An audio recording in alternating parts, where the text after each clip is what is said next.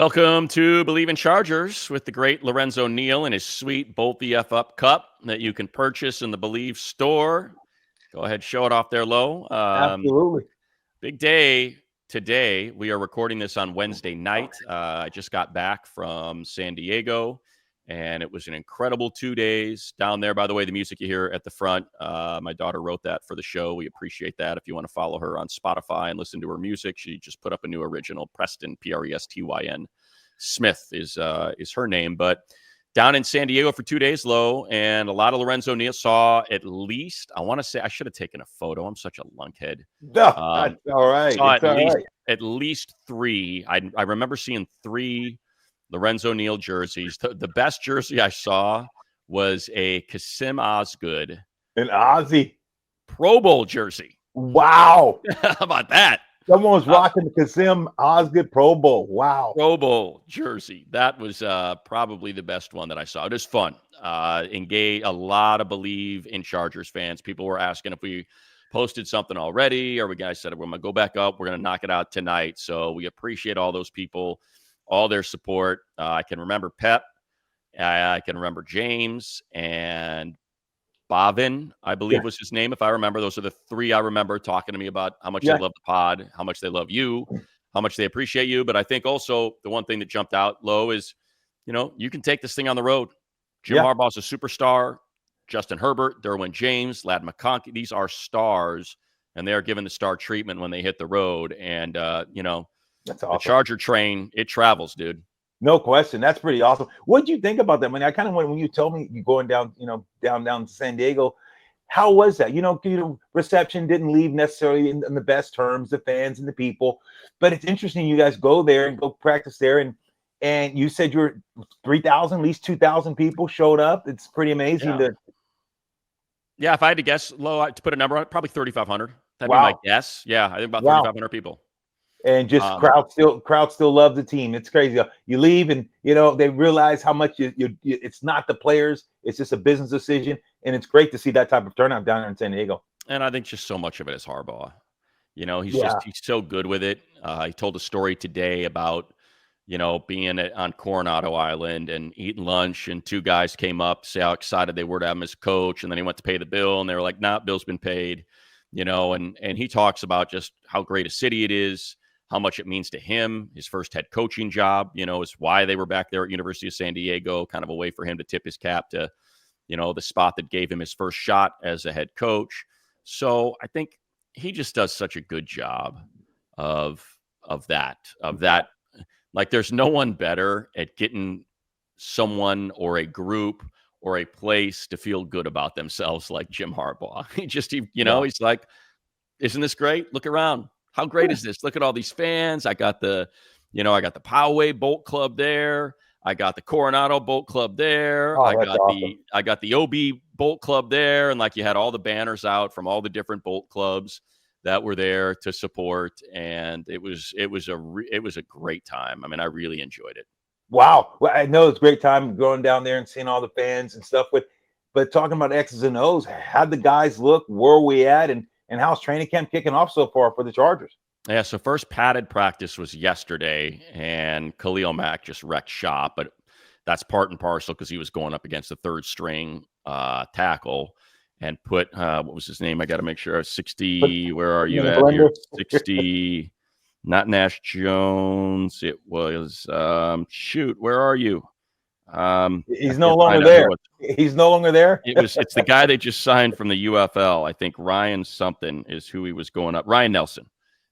Just wrecked him, man. Back to back. Just blew right by him for sacks yesterday. That was kind of the big thing from yesterday. Today, man, I'll tell you, I didn't know much about him. When they drafted Keandre Lambert-Smith in the 5th round, I was like, okay, another wide receiver, another sort of 6'1", 205 pound, looks like an X, kind of sending a message. Trey Harris is definitely an X. He played X at Ole Miss the whole time. And man, he put on a show today. Really? 2 deep balls from Trey Lance, 1 underthrown, made the adjustment, got in front of Dean Leonard to secure that one for, probably 30, 35-yard completion. Then on a 4th and 4, fought for the 50-50 ball, took contact, secured the ball, survived the ground. Another 30, 40-yard gain. Trey Harris had a nice 15-yard pickup. So it was really fun to watch the kids put on a show today. I would say those were certainly two. And then Omarion Hampton had a nice little, I've talked about that already, though, just how good he looks, how explosive he looks out there. So it was an offense day. Today, actually, Tarheeb still had a real nice pass breakup on Brennan Rice, ball that was placed perfectly. Hit him in the hands. He went to pull it in, and Tarheeb slapped it out of his hands for an incomplete. Ja Taylor had a nice PBU as well. So that was a couple of highlights. Thule flew through the right side of the line for a nice TFL. So, I think I think the thing is, just to wrap it low, I think the thing is the young guys, do they look like they belong? And it's like, these guys are going to earn some reps if they keep this going. No, I know it's interesting. You talked about the usual suspects, of course. Khalil Mack is going to show flash. I saw a highlight of the tight end. You're talking about, about this tight end. I watched just that kind of just boom, beats all man coverage. He gets Mickens to look inside as the safety and throws. I don't know who was the quarterback at the time. Might have been Trey, but throws a dart right over, drops it right in the breadbasket. And watching the tight end, looks like this kid. You were talking about him earlier. Just even in training camp and just when they draft him, saying this guy is going to be a player. You can move him out. You don't have to put him on the line. You can detach him, and he's going to be a nightmare. I think just watching him run today just kind of looked pretty fluid. Yeah, I'm anxious to see kind of how they're going to use him. How many snaps is he going to get? How often is he going to be out there? They love Tyler Conklin, and I can see why. The guy just doesn't drop anything that's in the area of his hands. He's snatching up. He had a real nice catch on a fade route in the end zone that was, thrown where only he could catch it. Ball is basically making its way out of bounds. When he has to secure it, he's dragging his feet to get in there. So between that, I saw him take a couple reps online, and it looked like, the blocking's still something he's working on. Sure. But what you speak to, Lo, the athleticism is definitely there. He had a big day yesterday. He's had a great camp.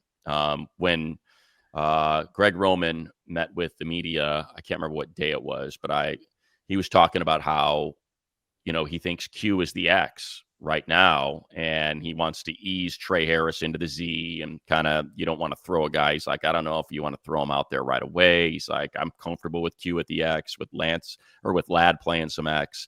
So then I asked, I was like, what about tight end? If you got to ease in, a wide receiver, a lot more responsibilities, tight end. And he kind of went off on that tangent. Yeah, it's the toughest position to play because you got to learn how to be an old lineman and you got to learn how to be a wide receiver. And so he pretty much alluded to the idea that it'd be hard, that it might take a minute, that even though you're seeing all this great stuff out there right now, that, they really got to kind of work with Oronde, and it's a big transition. But then, he added, look, if you're playing great and we can put you out there, we're going to put you out there. And I think it's fair to say he's playing great. Right. It's just going to be interesting because I know we were talking about, last week we talked about, hey, look, the inability of get guys signed. We have what's going on there. I know the fans want to know, hey, the receiver, you got him in, but probably the big fella's still holding. Now, what that contract look like? You got any details of Harris's with the sign? Which one? The Trey? Oh, I think it's just standard. I don't know if I had to guess, just because I happened to be talking to somebody a couple hours before it happened, and the number 66 was thrown out. So maybe 66%. I think last year's 55th pick or 45th pick, I think it was 45th pick, whatever it was 59%. So I think they gave him a bump up. And, they did what they had to do to get him in. And it's good they did, because he looks good. And it was something that Coach Lau was talking about when he did his presser and OTAs of, these guys kind of been on the banquet circuit. They were doing their combine training. They were doing all their, top 30 meetings and all that. And so he had to get them in physical shape. And I think it's safe to say that he did a pretty darn good job of that, because they look like every other player in camp. I don't get the sense that Keandre Lambert-Smith or Trey Harris have looked like they're physically behind, or their conditioning is not where it needs to be. The wide receiver group as a whole, I think Coach Harbaugh yesterday when he did his presser, I don't want to say it was an exact quote because I probably don't have the words right, but he said very close to this. I can say quote almost. Ladd McConkey has been uncoverable, unguardable. So Ladd's had a great camp. And like we said, Tyler Conklin looks like a real upgrade at the tight end position. and the rookies continue to shine, when it comes to the passing game. I feel, I'll just get this out of the way because people expect us to say it. Like, I feel bad for Q, man. The guy, he catches, I think he had 5 touchdowns in 3 games. And certainly he's coming along. Like, he really struggled to track balls over his shoulder. Right. Hauled in 2 beautiful Herbert deep balls, like in tight coverage, contested catch situation, snatched it with his hands, secured it to the body, had a nice touchdown on a 4th down play in red zone where he had to get up over the corner, kind of tap the ball to himself, secure it. Like, really had a great couple days. And then today, first rep, deep crosser, wide open, hits him in the hands, bounces off his chest. Everybody in the crowd, you can hear it for a mile. Whoa. And then you go to social media today and it's like Quentin Johnston in midseason form. And it's like, I get it. You earn it. But it's like, it's been a pretty damn good 3 days for this guy. And nobody wants to acknowledge that, but they want to point out the drop. Isn't that tough, though, Money, that you hear that when it's like, hey, a guy could drop a ball that doesn't usually drop it. No one says anything, but here's a guy that has a track and just can't kick it. And you talked about this guy had an exceptional last couple of days. He's been practicing pretty well. I told you I saw Q and I said, hey, there's not a guy pulling for you more than Money, Matt Money Smith. And he was very grateful and thoughtful. And we are pulling for the guy. And it's just, It's too bad you have one drop because of the pass. And that's tough. And hopefully the coaches and organization, because he wasn't Harbaugh's guy, he didn't get drafted by the organization. And now these other guys did get drafted by the organization. Oh, they're going to say the right things, but you have to, as a player, you look and you're thinking, you start to, your mind starts to playing tricks. And that's hopefully that doesn't happen, that he doesn't succumb to, just the noise that's around him. Yeah, and you mentioned his coach, and in the presser yesterday, Herbert, he almost was kind of like almost a little angry when asked about it. Like, I mean, just like not to the person that was asking the question, but he's like, "It's my guy, man. Guy's got my back. I got his back. He's had a great camp." And obviously that was before the drop today. But look, the national media, it's what they do. It's what social media is a cesspool, So of course they're going to post that and have their snarky comments because that's what plays and that's what people want to see.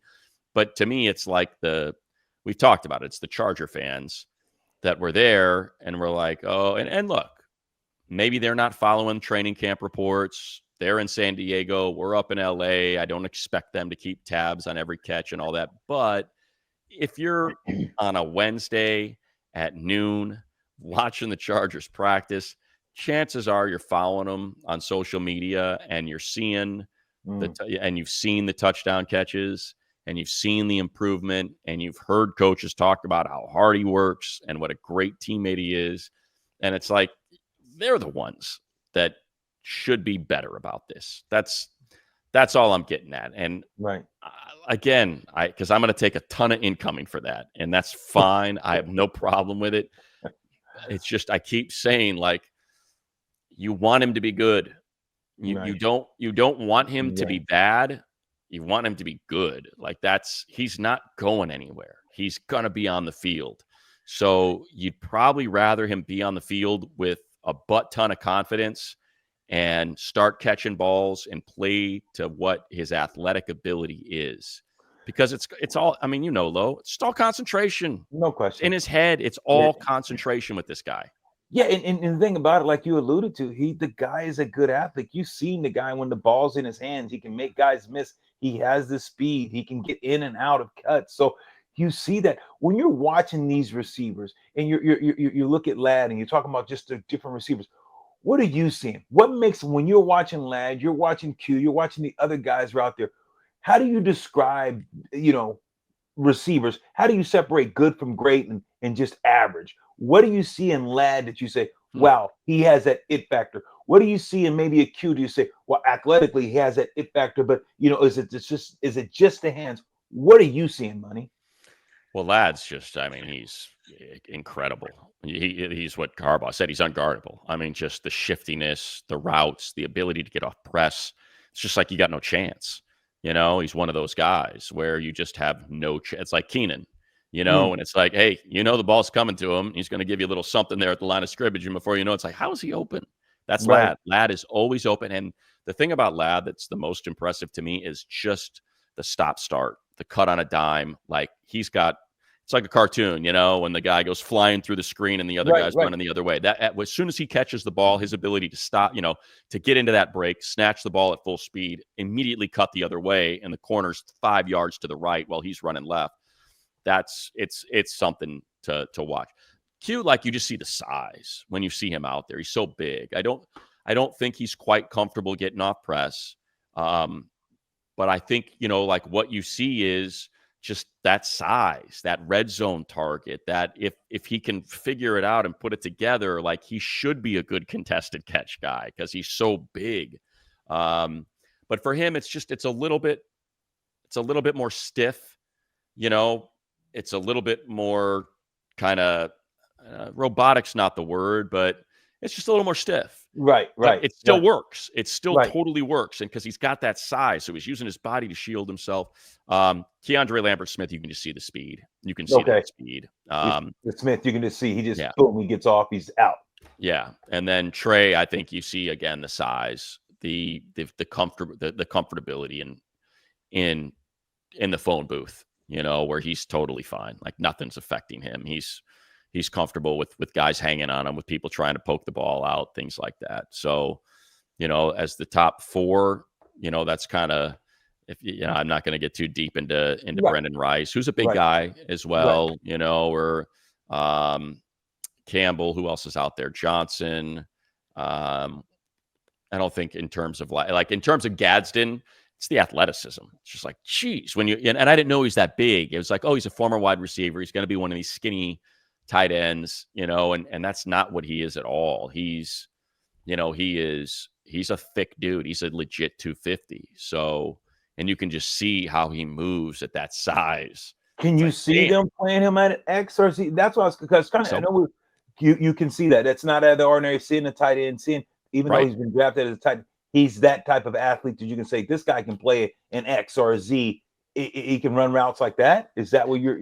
Well, I think, what I envision, it's like you think about those 3-by-1 formations that Andy Reid always uses. And when you think about Kelsey either being the one, or he's that inside receiver, that's kind of what I envision him as. Really, I think it's mostly seam routes and, things like that. But I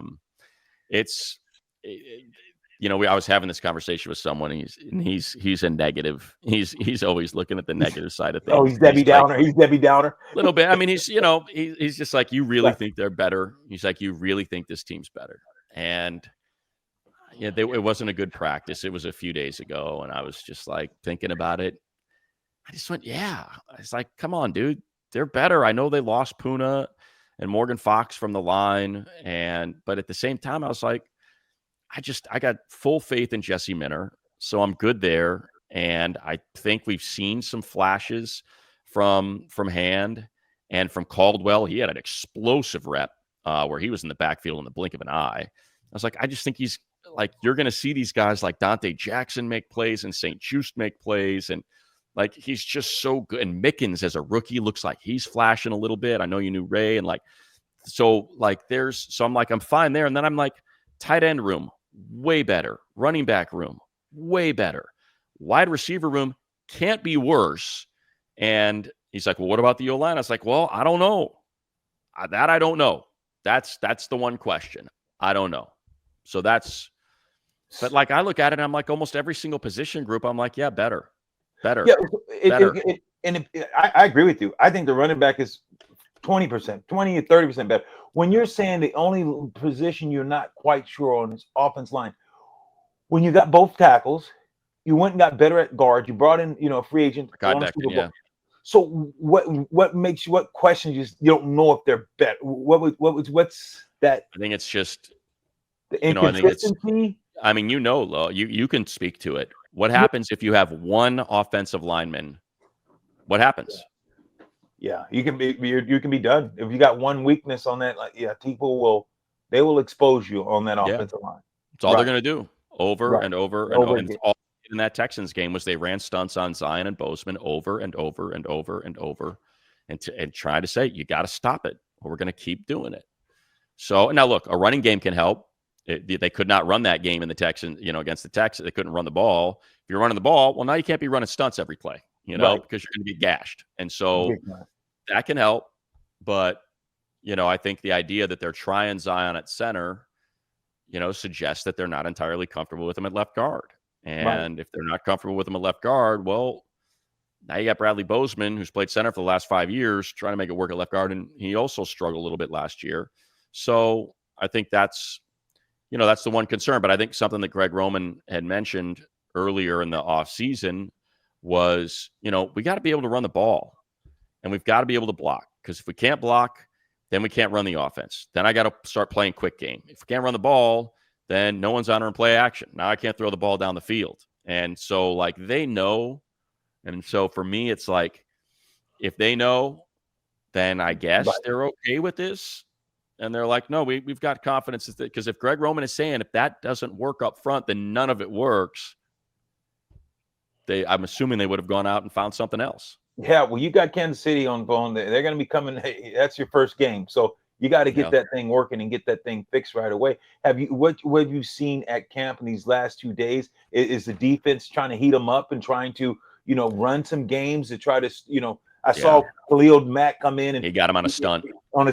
And loop around inside. Boom, he was out of in a sack, even though the ball was completed. Yeah, they didn't know one passed that off. You saw it.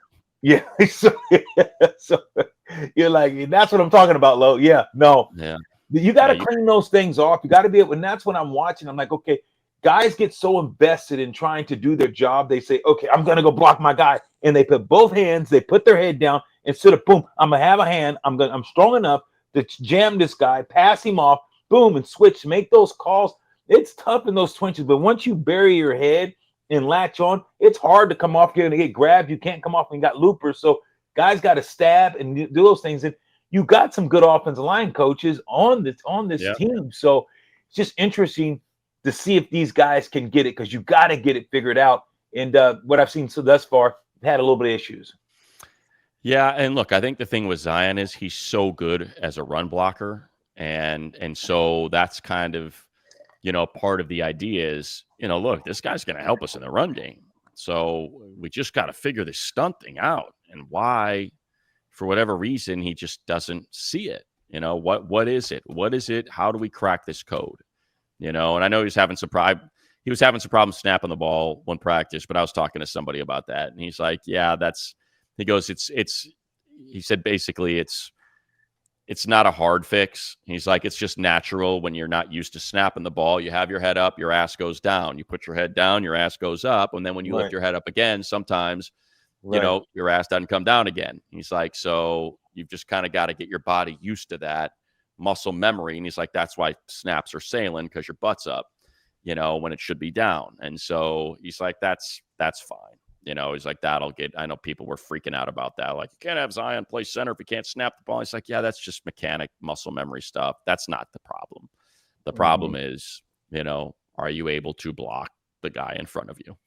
Because that's right. And then also I think for people, they were like, well, it's definitely going to be Bozeman and Zion in some combination. And I don't get the sense that that's true. I get the sense that that's an open competition at, whoever doesn't win that center job.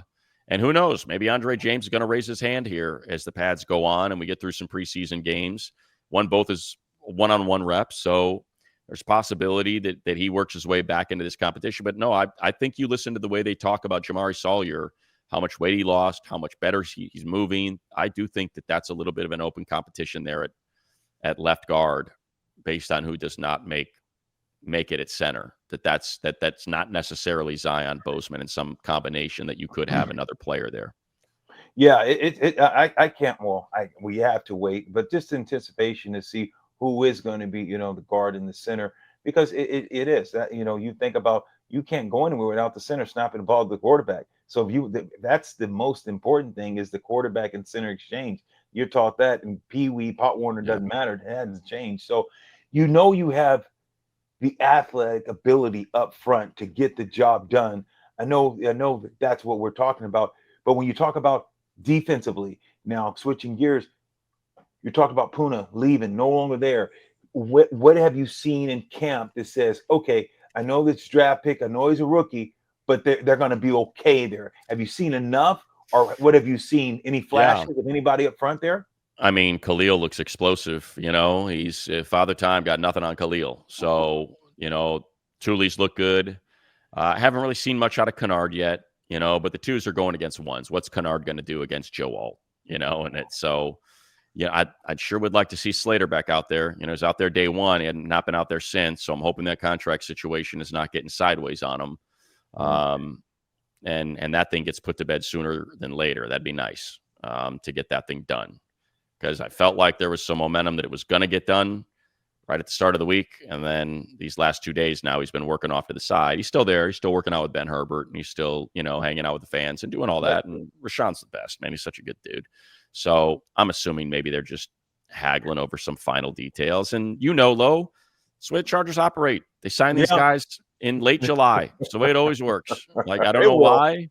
I don't know why that's their schedule, but that's their schedule. Derwin got signed in early August. Joey got signed in late July or early, whatever it was. And that's just how it goes. So yeah, but good thing he's, it could be what you had in Cincinnati. One of the best pass rushers just drove off and said, "I'll see you later." And that's what the Chargers don't need. And at least you have your guy. He's there. He's working. Stand around the team. Staying engaged. Just don't want to get hurt by having signed a contract. So I do understand that. But at least you don't have what you saw at Cincinnati, what's going on. And that says a lot about what the organization's about. Yeah, no doubt. It lends the idea that it's details. It's just they're trying to get through those. Hopefully, to use the football analogy, it's at the 1, and they're just trying to punch it in. BetOnline is the number one. Speaking of the 1, number 1 source for all sports betting action. Baseball's in full swing. Football is here. It's a week from tomorrow that we got the Hall of Fame game.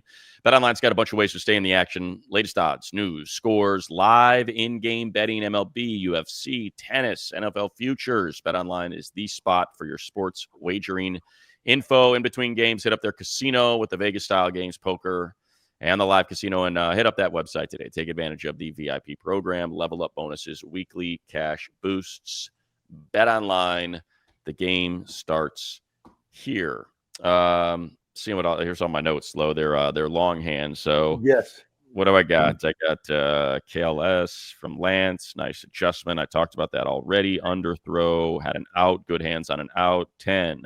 Hampton with a drop. Nobody said ugh after Omari and Hampton dropped the pass for Herbert, but few drops it in the world's ending. Marion had a nice 12-yard run on first down. That's what we talked about. Ladd always finds the soft spot is what I wrote. Another 18-yard gain. 4-9. So that would be Heineke to Trey Harris. Oh, yeah. And then Jasir with the pass breakup. 5-82, pass breakup, 29. That's the Tarheeb pass breakup. 4-38. Who's 38? I think 38 might be Johnson. Is that Jalen Johnson or is that Campbell? 38 is DeLavon Campbell. So that was a nice rollout completion there. I'm sure this stuff is scintillating for you, Lo. Sorry. Yeah, I'm listening. Yes, that Junior Colson is still your second stringer. He's not playing with Dayon right now. It's Denzel and Dayon, and it's Troy Dye and Colson that is running with the 2s. Oh, yeah, see, here you go. That's what I was talking about with Oronde Gadsen. Beaten on a speed rush by 49. I think that's is that Purchase? Oh, you want to hear a fun little note that I'll share in the Hall of Fame game? Please. Check this out. Miles Purchase. One of the better names that we have, right? Linebacker out of Iowa State. Where is it? I was 6-7 hours of freaking notes for this Hall of Fame game. Miles Purchase was part of one of the greatest NIL promotions in college while at Iowa State, the Iowa Pork Producers Association. Used Miles along with his teammates, Tyler, Tommy, and Caleb. Miles Purchase, Tyler Moore, Tommy Hammond, and Caleb Bacon are their real names. And their promotion is Purchase, Moore, Hammond, Bacon. Oh, my goodness. That's awesome. How good is that? That's good. That is really good. Isn't that great? You can't make that up. That is crazy, right? That was something they ran last year at Iowa State with those 4 guys from the Iowa Pork Producers Association. So that came courtesy of the beating Oronde Gadsen on the pass rush there from Miles Purchase. What have I got? 10-9. Oh yeah, that was the nice 15-yard out from Trey Harris from Herbert. What was that? 10-1, 10-yard curl. So that was a completion to Q. Trey and Q were rotating at the X, so that was kind of something I noticed that they were rotating Q. So Trey was getting a lot. The 3x1 had Q as the one. The bunch was Conklin, Trey Harris, and McConkey is how they set that up a couple times. And had a real nice blitz from Derwin. Got a tip, got his finger on the ball that led to an incompletion. And then I think you can see it here. Let me see if I hold it up, if you can read it. Can you read that right there on the bottom? Kane, is it 84? Okay, yeah, 84. Yeah. 84 can catch. Can 2 catch. exclamation points. So that was 84 can catch. There you go. 84 can catch, 2 exclamation points is that's Keandre Lambert-Smith who we were talking about. So there's some notes. How was, speaking of battle, we haven't talked about a lot, is your first round pick, Niners went all in and gave up the form for him. What's going on with the quarterback when you think about it? Number 2, is this a battle? I'm anxious to watch him. I think it is a battle. I do, because I think he kind of fits what Greg Roman likes to do, right? The way he likes to have a quarterback that can run the ball. So I think Roman can have some fun with him in this Hall of Fame game and throughout the preseason. But I'll tell you right now, Lo, I know I'm biased and I know I love the kid and I want to see great things for him. But DJ Uiagalelei has the best arm out of all of them. Like he throws he throws the best ball. He's got a freaking cannon. And he's got a tight spiral, and he can throw. So I'm excited. I know it's selfish for me because I know he's not gonna be the backup. He's not gonna make the roster. It's not gonna help the Chargers. But I think Harbaugh would probably say the same thing, man. Hey, here's a good kid that was the #1 quarterback recruit in the nation. A state champion at Bosco. Wow. Went to Clemson. Remember his first 2 starts at Clemson, comes in for the injured Trevor Lawrence, and ends up coming out from an 18-point deficit to knock off Boston College, then goes to Notre Dame and trades punches into overtime. They end up losing that game. Those were his first 2 starts, and it's like, here we go. And, it just unraveled. So if they can, put DJ on display for him to get an opportunity, I think that'd be awesome. But maybe he's a guy that you keep on, on the practice squad. Do you think here's a guy that's worked hard? If he's a hard worker over at you look at a guy like Doug Flutie, how long he ended up surviving in the league. Sometimes guys are they may not be a starter, but if you're talking about a guy that with the heart and the desire, and seems like you keep talking about, man, here's a guy that wants it, loves football, that has that it factor, So I like those kind of stories. I'm looking forward to seeing what he has in the Hall of Fame game next week. Yeah, I mean, if he puts on a show, you just think about this league. Are there 32 starting quarterbacks in the league? No, there's not. So you might even be able to extract. I think they only have 6 draft picks for next year. So if DJ's putting on a show and someone's like, you know what, let's get that guy. We got 2 6 next year. We got 3 5ths. Let's give up one of these and bring this guy into ours and see if we can develop him on the back end of our roster. And the Steelers. That's what I mean. Like if there's teams with all them draft picks out there, if that's like something that I'm envisioning, like can you that's what Joe Ortiz is always talking about, right? Comp picks. I look at it as a potential comp pick. Can you do enough with him just because of the hubris of coaches and how they're like, oh, he was the #1 recruit in the nation. We got this. We can get this right. We can figure this out.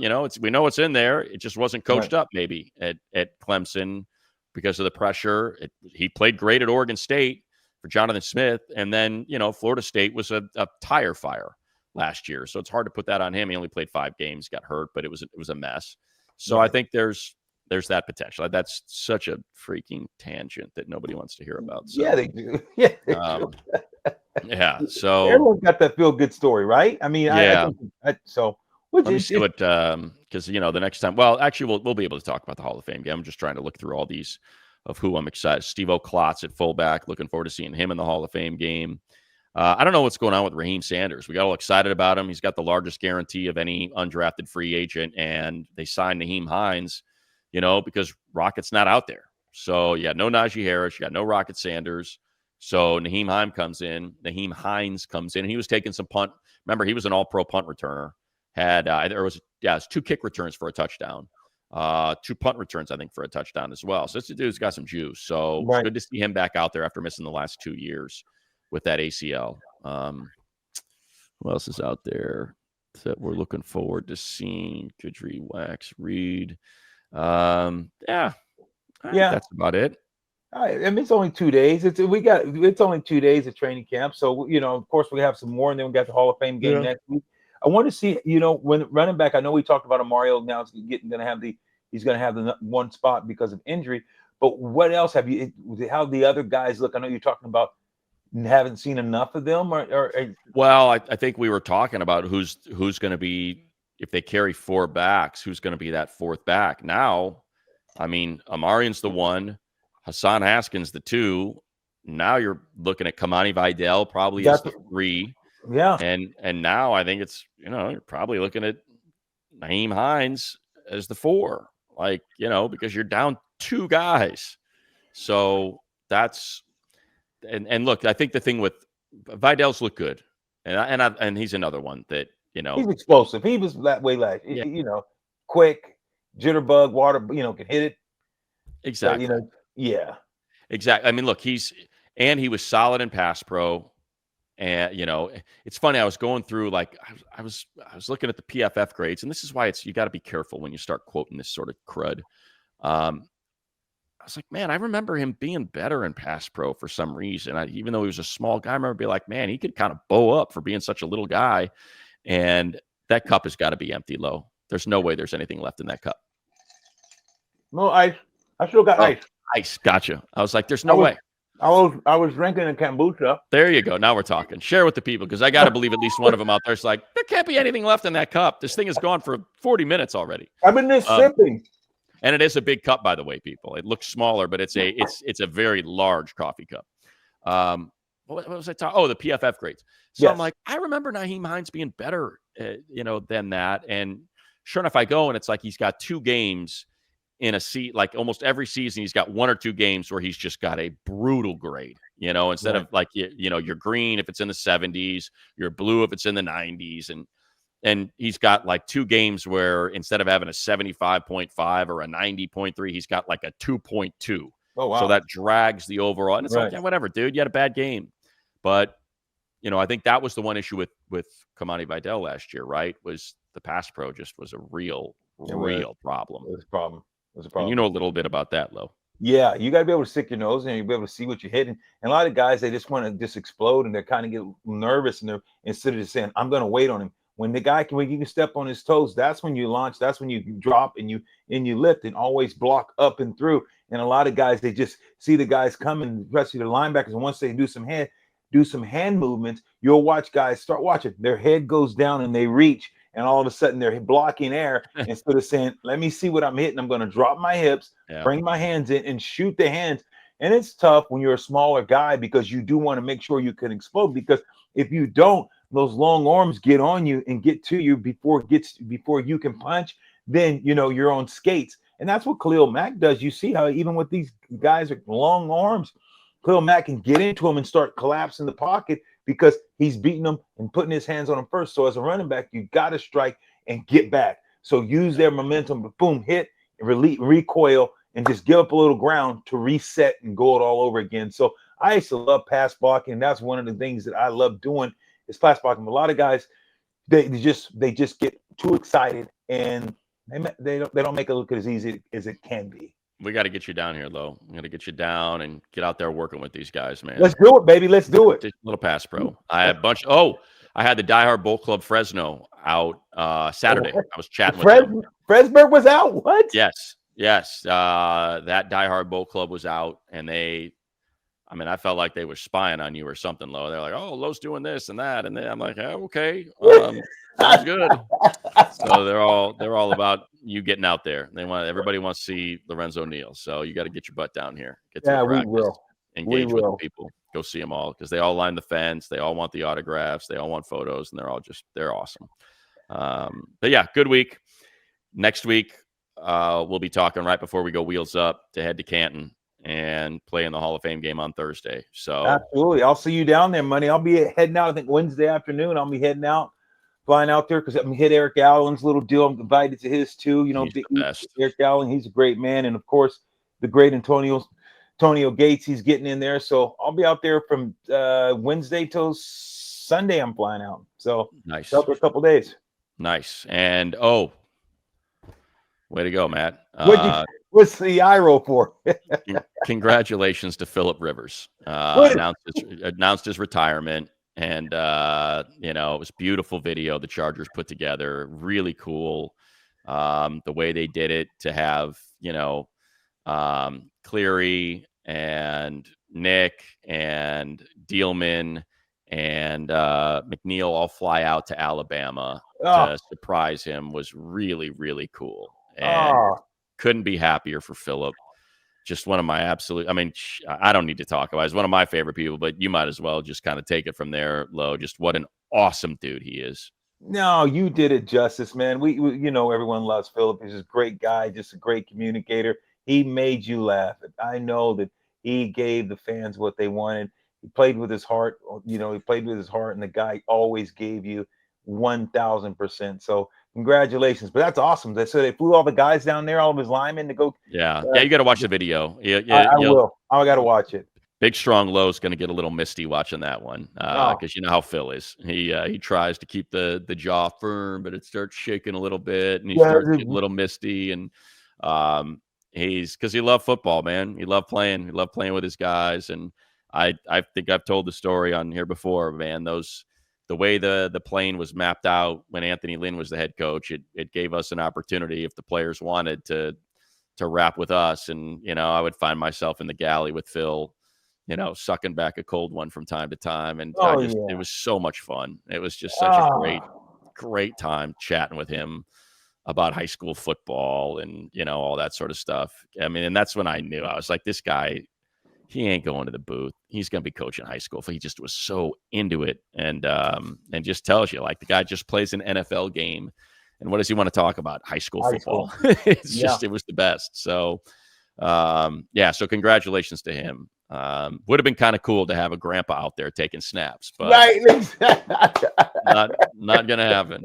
Not going to happen as Philip signed his one-day contract. And I would assume, much like Rodney Harrison this year, next year is going to be Philip's year to go into the Chargers Hall of Fame. It's going to be pretty cool.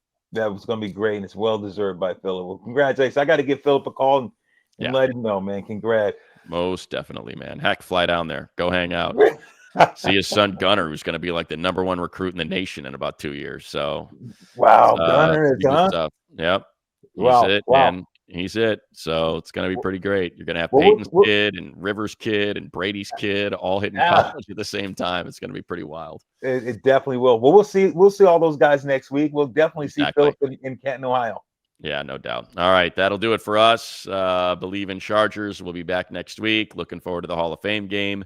Appreciate all of you. Leave your comments. We always try to engage with you and respond to a bunch of them. Big thank you to Lindsay for putting it all together. And we'll be back next week. Always good chatting with you, Lo. Bolt up. Bolt up. Peace.